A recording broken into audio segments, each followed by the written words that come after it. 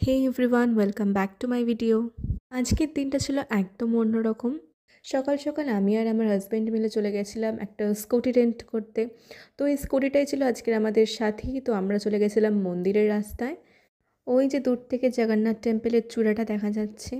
মন্দিরের রাস্তাটায় প্রচণ্ড ভিড় ছিল, তো আস্তে আস্তে আমরা চলে গেলাম মন্দিরের সামনে, একদম মন্দিরের ফ্রন্ট গেটে। সকালে কিন্তু ভীষণ ভিড় ছিল। তারপরে আমরা হোটেলে এসে রেডি হয়ে নিলাম।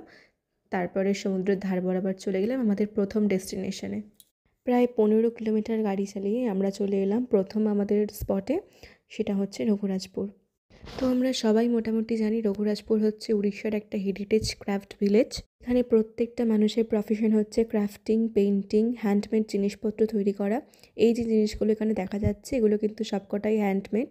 এখানে প্রত্যেকটা বাড়ির দেওয়ালে কিন্তু খুব সুন্দর সুন্দর ছবি আঁকা। আর এই গ্রামটা কিন্তু তার পটচিত্রের জন্য ফেমাস। এখানে লাইভ পেন্টিংও হচ্ছিল, আমরা দাঁড়িয়ে দাঁড়িয়ে বেশ খানিকক্ষণ লাইভ পেন্টিং দেখেছি। রঘুরাজপুর থেকে বেরিয়ে আমরা চলে গেছিলাম সাক্ষী গোপাল মন্দিরে। এই মন্দিরটা ভীষণ সুন্দর, রঘুরাজপুর থেকে 9-10 কিলোমিটার দূর হবে। যেহেতু আমরা লাঞ্চ করে বেরোইনি, তাই একটা ধাবায় আমরা লাঞ্চ করে নিয়েছিলাম আর লাস্টে খেয়েছিলাম এই রাবড়িটা ভীষণ ভালো ছিল। এখান থেকে 40 কিলোমিটার গাড়ি চালিয়ে আমরা চলে গিয়েছিলাম ধৌলিতে, যেটা অনেকে ধবলগিরি নামেও চেনে। ধৌলির এই ছোট্ট পাহাড়ি রাস্তা পার করে চলে গেলাম ধৌলির শান্তিস্তূপাতে। ধৌলির শান্তিস্তূপাকে অনেকে পিস প্যাগোডা নামেও চেনে। এই জায়গাটা খুব সুন্দর ছিল, একটা অন্যরকম পরিবেশ ছিল।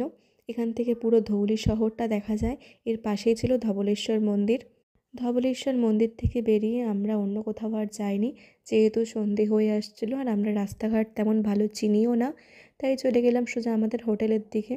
আর হাইওয়েটা ভীষণ সুন্দর লাগছিল সন্ধেবেলায়।